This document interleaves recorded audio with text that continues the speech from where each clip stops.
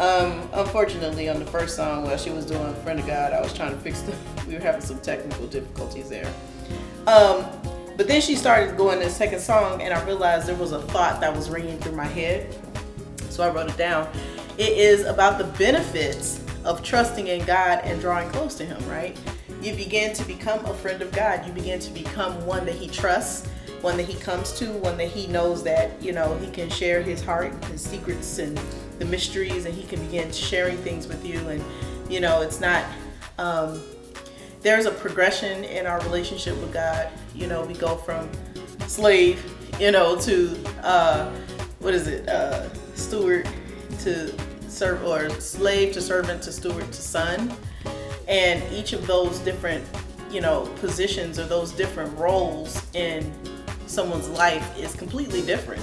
You don't treat a son the same way you treat a slave. You don't treat a slave the same way you treat a son or a steward or a servant, But you begin to come into greater levels of trust, greater levels of intimacy and relationship. There are things that you share with your son that you don't share with somebody that you see is a servant. The servant is expected to say, yes, sir, yes, ma'am, and just go and do what you said. A son will stand stand with you and begin to reason together. Come, let us reason together. Let's work this out. Let's hash this out. Let's even argue it. Let's have a discussion. There's a back and forth. It's not just a subservient thing. Of course, there's honor and there's grace and there's glory and there's majesty and there's reverence and awe.